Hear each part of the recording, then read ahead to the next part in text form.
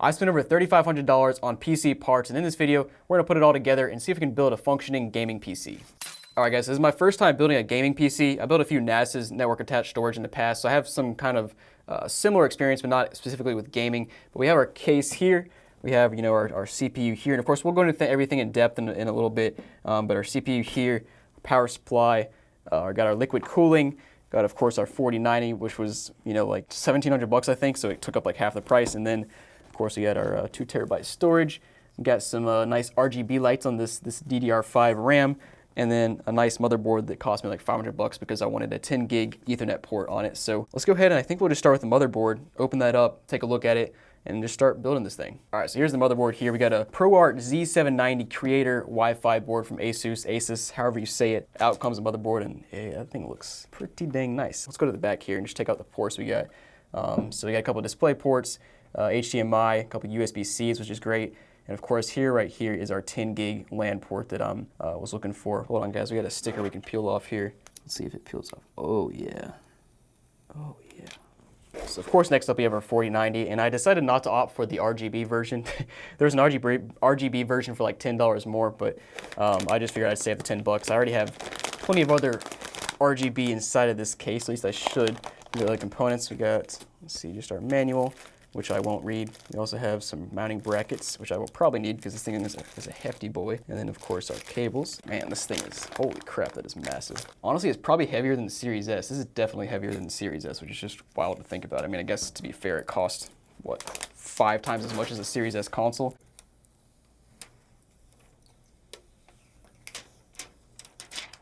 Ooh, yeah. Yeah, this thing looks pretty dang nice. I would hope so for $1,700. All right, but next up, guys, let's open up our Intel CPU. I got a i9-13900K, which I think is pretty close to the top of the line consumer grade right now. By the time this video comes out, it might not be anymore because CPUs come out so often. Let's go ahead and just see what's inside of here, and it just kind of falls out of place. Now time for the big reveal. I guess we just twist it, and there it is. That is some pretty neat packaging for this little tiny CPU, but we will mount that to our motherboard in a little bit. Let's go ahead and move on to the next component.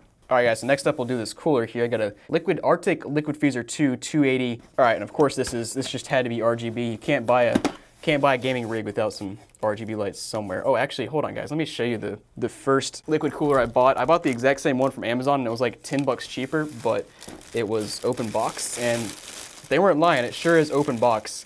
This is exactly how they shipped it to me, just to kind of like bulging out of the packaging. Now the sad part is I forgot to return this in time, so now I'm out of the return window and I have 2 of these things.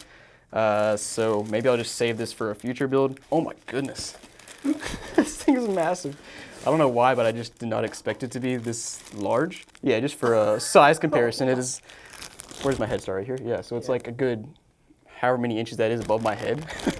So next up we got the power supply, and although it's the most important component, it is pretty boring. It's just a power supply. It just kind of does its thing, but we'll open it up, take a look at it, and just see what it looks like. And what in the world? This thing comes with its own little bag. Let's see what's inside of there. We got, holy crap, that's a lot of cables. And of course we got our power supply. Dude, it's just, everything I'm pulling out is just huge. But next up, we'll get into the RAM and the SSD real quick. Then we'll go into our whole case. All right, so next up we got our 2 terabyte SSD, which, is this supposed to be doing that? Oh, okay, it was just a screw bouncing around. And yeah, put that to the side, nothing special there. Now this one is funny here. I thought it was, maybe it's a common thing, but I thought it was funny to find RAM that had RGB lights. I mean, like, I don't think anything else here has RGB except for my RAM. And I feel like it's one, oh, and of course, my Arctic cooler. Looks like some RAM, but then there at the top, you got your little white strip where your RGB lights up. I don't know if it's configurable or anything, but we will, of course, figure that out later. All right, guys, and next up, last but not least, we got to open up our whole case, which is clearly a behemoth. All right, here it is, guys. And you can see right off the bat, I kind of decided to go with like kind of the classic look. It's just a straight up black and nothing really too special about it. I went mostly basic, but there is like a frosted glass window on this side. Let me go ahead and take it out and show you guys. Yeah, there it is. So that's actually kind of cool. It looks like a standard PC on the other side, and this side you got your like kind of frosted glass window. So it's not, you can't see everything in crisp detail, but you can kind of get a gist of how it looks, and it's just like kind of gives it a little cool aesthetic. All right, guys, well, I guess let's just go ahead and start trying to assemble our motherboard here, and we're gonna see if I do this correctly. I probably will miss some steps or mess some things up, but if we plug it in and it works, then I'm calling that a win. So let's just go ahead and start with the motherboard, and I'm gonna first start out with the easy stuff, which is probably our M.2 SSD. Slide it in place there, and then we take this screw and mount it in there. It appears like there's a little screw compartment there so I can actually screw it into place, but the screw is not fitting, like the threads weren't right. But then they have this fancy little lock piece in place where you can slide it and it holds it in place. That's pretty fancy. All right, cool. So that's in place. Yeah, we got one component mounted. Hey, the easiest one to do. Let's go ahead and do our RAM next because that should be pretty easy as well, hopefully. All right, cool. So according to Jake, we'll do every other slot here. It is his fault if it doesn't work. I don't know if that went all the way in. There it goes. Cool. There we go. Oh yeah. Oh yeah. We got our RGB RAM in there. And let's go ahead and try to mount processor. Yeah, good idea. All right. So I've never actually done this before. Last time I built a NAS. It actually already had the CPU mounted to it. Oh yeah, careful. It fits right there. Yep. And then put the clip back on. Feels, yep, it doesn't feel good, but it feels wrong. You're locking that in. It feels so wrong. All right, hopefully that works. Otherwise, we're gonna downgrade to a super cheap CPU because I just lost all my money. Cool, got our power supply in there. Ooh, that's a pretty satisfying click. All right, guys, so next up, we're gonna try to mount this thing in here, mount the motherboard. It looks like it should go this way because our ports go there on the back. Let's go ahead and just slide it in, see if we can line it up with the holes here, and then we'll try to screw it in. Okay, so our motherboard, I think, is attached now. Let's just go ahead and stand this thing up and make sure it doesn't fall out. Oh, success. Let's go. All right, now you guys get a nice view of the back. Ooh, the back. The rear. Yeah, that thing's got a rear. It's the flattest rear I've ever seen. All right, so we got our GPU left, we got our CPU cooler left, and then we got to plug a bunch of crap in. I'm very interested to see how this whole thing works, guys. Just remember, it's a tad large. So we've had a bit of a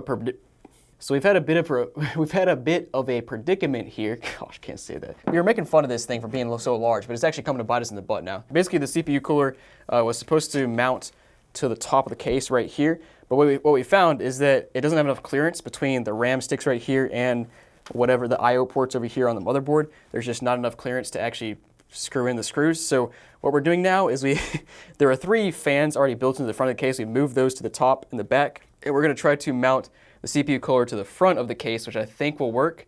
It looks like there's enough space there. So we're gonna try that out now, see if it works. But yeah, this is our first major hiccup here with this PC. I imagine our other hiccup will probably be turning it on and something doesn't work. All right, let's go ahead and try to mount this thing and just see what happens. You're joking. It straight up doesn't fit. Oh, here we go. Maybe not it'll fit. There we go. There we go. There we go. Maybe. All right, so had to remove this little tiny cover down here that I guess was just covering up some wires to give us enough clearance to put this thing in. Guys, after this experience, I do not recommend buying this mass. I don't know why this thing was so massive, but it is. But I'm not sure I would say I recommend it unless you have a mammoth of a PC case. All right, so next up, we'll go ahead and put our screws into the CPU cooler over here and then try to mount the plate to the CPU and the back side as well, the back plate, and see if it fits. All right, guys, so we're running into some more issues here, and it all comes back to these dang fans that are just way too freaking big. The worst part is I have 2 sets of these fans because I forgot to return the open box one. Now I have 2 open boxes that I can't use. So let me just come here to the front and explain what's going on here. So first of all, like I said, we tried to mount it at the top, it didn't fit. We now are trying to mount it in the front, which actually does fit, but if we have the fans there, our 4090 GPU does not fit. So basically, we need new fans for the CPU. So I'm gonna get rid of these, and we're just gonna get one that mounts straight to your CPU and forget all the liquid cooling and crap, because that's just not working out. Living the full experience of a $3,500 PC right now. So yeah, we'll come back once I figure this out and we get a new CPU fan and we can finish this build. All right, guys, we're back. We ordered a new CPU cooler. It came about a day later, and dude, this thing is a behemoth itself. All the parts in this PC are behemoth. And just like for the head comparison, which me and Jake did earlier with the other CPU cooler, this one I think will fit. I've already mounted some hardware here, the back plate, as well as these pieces in the front. I already had to I had to tweak them a few times to get them right. Just PC things, especially being my first PC build. Done a lot of things wrong, but also plugged in a bunch of other cables and stuff. But we're gonna go ahead and put this thing down, and we're gonna go put some thermal paste on it, mount this thing, and hopefully it fits. All right, guys, so we got our CPU down here, and by recommendation of Noctua, hopefully I'm saying that correctly, based on the chip we have here, we're supposed to put one large dot in the middle and 4 dots around the outside. I'm not sure if I'm going to do that or if I'm going to do the X method, but we have this thermal paste they included, so we might as well use it. So let's give this a go here. I feel like that looks kind of dumb, but by recommendation of Noctua, that is what we're doing here, and I think we should have full coverage. If anything, there might be a tad too much thermal paste, but that's okay. Next up, we got to mount the actual heatsink to it. So basically, we take this thing. It's got a couple screws that kind of screw into there, and then hopefully we'll have enough space to mount the fans as well. All right, so we got our middle fan on. Now we got to do this other fan, which I don't know if it matters if we do it on this side or this side. I feel like it'd probably make more sense to do it on this side because then you're blowing all the heat from the 2 heat sinks out that way. Basically, the way we're doing it here, we have 3 case fans that are here in the front that pull air in, and then we're trying to mount these so that it keeps the airflow going out towards the back. So I guess just thinking about it logically, I would think it makes sense for it to put it here. I think the fan is too tall. No. Because the ram is there, I think the fan is too tall because it's either going to be in the way of the ram or it's going to be sticking out the top of the case. Oh, okay. Hey, let's go. All right, guys, we have about 0.00001 millimeters of clearance here, but clearance is clearance. So let's go ahead and try to mount this thing as far down as possible, and hopefully we can get our case back on when we have to. All right, so we just plugged in our motherboard power. We also plugged in this additional supplemental power that we think is for the PCIe slots, so AKA the giant GPU we're plugging in. Hopefully it's the right cable. We think it is. There's not really any other option, but I guess we'll find out in a minute if this GPU blows up. I think that'll do it. It's mounted there. I got this cable right here. I got to plug I got to plug the CPU fan in real quick, but I think that'll give us enough space here. We can slide in our back case, our back cover, and make sure it fits. But yeah, let me plug in this last wire, and then we'll test that out. Yeah, there's actually plenty of space there. Cool. All right, we are good to go. It is a little annoying seeing these 2 fans mounted at different heights or whatever, but oh well. All right, guys, so we got enough stuff plugged in. Now, we don't have the GPU plugged in, but we're going to go ahead and boot it up with the CPU so we can kind of eliminate any issues if we are having issues. So the moment of truth, we're going to go ahead and flip the power switch on the power supply. And I don't know if there's a light on there or not, but the real test is pressing the power button up here to see if this does something. 3, 2, 1. Let's go. We got 3 fans, 4, 5 fans are spinning up. I heard a clicking noise. Oh, I see some RGB. Let's go. Oh, there it is. Let's go. Oh, baby. Nice. Let's go. It even tells me you got 1 mouse and 1 keyboard connected right now. We got our 13900K. Let's go ahead and press enter. F1 maybe?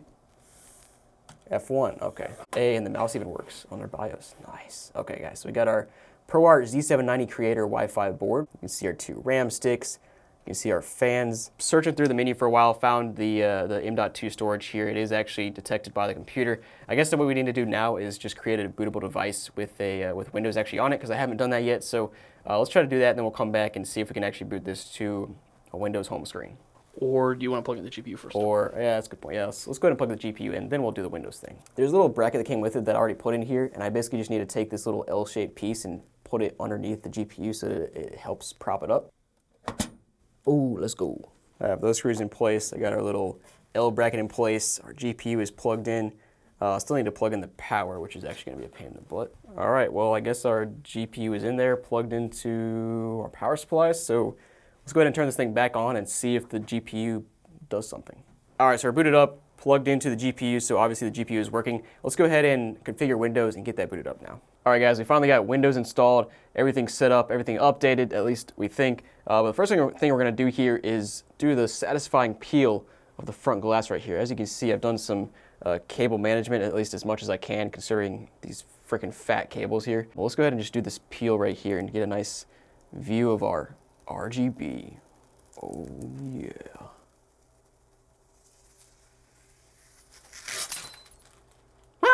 But like I said, we have everything installed now, even Starfield. We're gonna basically boot up Starfield and see how it plays, put everything to max settings and just see what it does. We have this giant 42-inch OLED monitor here, basically a TV. Let's go ahead and just click play and see what happens. All right, guys, so we got everything set to ultra settings now. Oh my God. Oh yeah. Look at that wood grain. Yeah. There we go, guys. There is our $3,500 PC build. It actually works, which is somewhat surprising.